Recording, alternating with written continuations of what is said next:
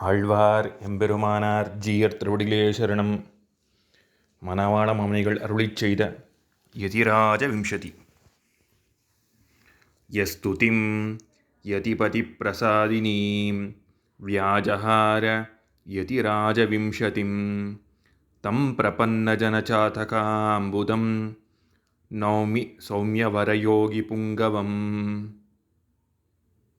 श्रीमाधवाङ्घ्रिजलजद्वयनित्यसेवा प्रेमाविलाशय पराङ्कुशपादभक्तं कामादिदोषहरमात्मपदाश्रितानां रामानुजं यतिपतिं प्रणमामि मूर्ध्ना. श्रीरङ्गराजचरणाम्बुजराजहंसं श्रीमत्पराङ्कुशपदाम्बुजभृङ्गराजं श्रीभट्टनाथपरकालमुकाब्जमित्रं श्रीवत्सचिन्नशरणं यतिराजमीडे. वाचा यतीन्द्रमनसा वपुषा च युष्मत् पादारविन्दयुगलं भजतां गुरूणां. कूरादिनाथ कुरुकेशमुखाद्यपुंसां पादानुचिन्तनपरः सततं भवेयं. नित्यं यतीन्द्र तव दिव्यवपुस्मृतौ मे सक्तं मनो भवतु वाग्गुणकीर्तनेऽसौ.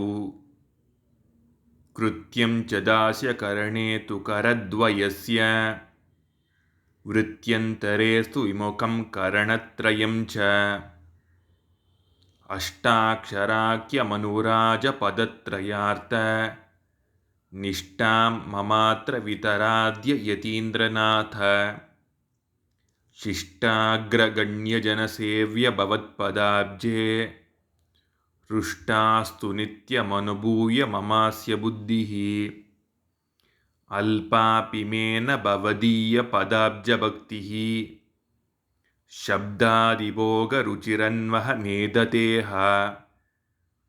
मत्पापमेव हि निदानममुष्य नान्यत् तद्वारयार्य यतिराजदयैकसिन्धो. वृत्त्या पशुर्नरवपुस्त्वमीदृशोऽपि श्रुत्यादिसिद्धनिखिलात्मगुणाश्रयोऽयम्. इत्यादरेण कृतिनोऽपि मितः प्रवक्तुम् अद्यापि वञ्चनपरोऽत्र यतीन्द्रवर्ते. दुःखावहोमनिशं तव दुष्टचेष्टः शब्दादिभोगनिरतः शरणागताख्यः. त्वत्पादभक्त इव शिष्टजनौघमध्ये मिथ्याचरामि यतिराज ततोऽस्मि मूर्खः. नित्यं त्वहं परिभवामि गुरुं च मन्त्रं तद्देवतामपि न किञ्चिदहो बिभेमि. इत्थं षटोऽप्यषटवद्भवदीयसङ्गे दृष्टश्चरामि यतिराज ततोऽस्मि मूर्खः. हा हन्त हन्त मनसा क्रियया च वाचा योऽहं चरामि सततं त्रिविधापचारान्. सोऽहं तव अप्रियकरः प्रीकृत्वदेव कालं नयामि यतिराज ततोऽस्मि मूर्खः.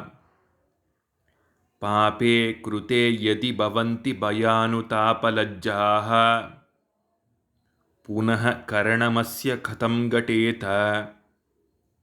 मोहेन मे न भवतीयभयादिलेशः तस्मात् पुनः पुनरगं यतिराज कुर्वे. अन्तर्बहिः सकलवस्तुषु सन्तमीशम् अन्धः पुरः स्थितम् इवाहमवीक्षमाणः. कन्दर्पवश्य हृदयः सततं भवामि हन्त त्वदग्रगमनस्य यतीन्द्रनारः.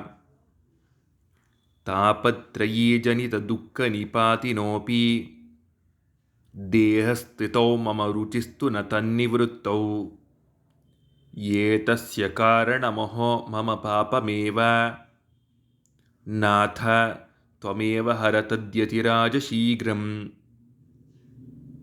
वाचामगोचरमहागुणदेशिकार्घ्य कूरादिनाथकथिताखिलनैत्यपात्रम् येषोऽहमेव न पुनर्जगतीदृशस्तत् रामानुजार्यकरुणैव तु मद्गतिस्ते शुद्धात्मयामुनगुरूत्तमकूरनाथ भट्टाख्यदेशिकवरोक्तसमस्तनैत्यम् अद्यास्त्यसङ्कुचितमेव महीयलोके तस्मात् यतीन्द्रकरुणैव तु मद्गतिस्ते शब्दादिभोगविषया रुचिरस्मदीया नष्टा भवद्भवद्दयया यतीन्द्र त्वद्दासदासगणनाचरमावधौ यः तद्दासतैकरसता विरता ममास्तु श्रुत्यग्रवेद्य निजदिव्यगुणस्वरूपः प्रत्यक्षताम् उपगतस्विह रङ्गराजः वश्यः सदा भवति ते यतिराज तस्मात् शक्तस्वकीयजनपापविमोचने त्वं कालत्रयेऽपि करणत्रयनिर्मिताति पापक्रियस्य शरणं भगवच्छमैव सा च त्वयैव कमला रमणेऽर्तिता यत् क्षेमः स एव हि यतीन्द्रभवच्छ्रुतानां श्रीमन्यतीन्द्र तव दिव्यपदाब्जसेवां श्रीशैलनाथ करुणापरिणामदत्तां तामन्वहं मम विवर्धय नाथ तस्याः कामं विरुद्धमखिलं च निवर्तय त्वं विज्ञापनं यदिदमद्यतु मामकीनम् अङ्गीकुरुष्व यतिराज दयाम्बुराशे अग्नोऽयमात्मगुणलेशि विवर्जितश्च तस्मादनन्यशरणो भवतीति मत्वा विज्ञापनं यदिदमद्यतु मामकीनम् अङ्गीकुरुष्व यतिराज दयाम्बुराशे अग्न्योऽयमात्मगुणलेशि विवर्जितश्च तस्मादनन्यशरणो भवतीति मत्वा इति यतिकुलदुर्यमेधमानैः श्रुतिमधुरैः उदितैः प्रहर्षयन्तं वरवरमुनिमेव चिन्तयन्ति मतिरियमेति निरत्यं प्रसादम् आழ்வார் எம்பெருமானார் ஜீயர் திருவடிகளே சரணம்.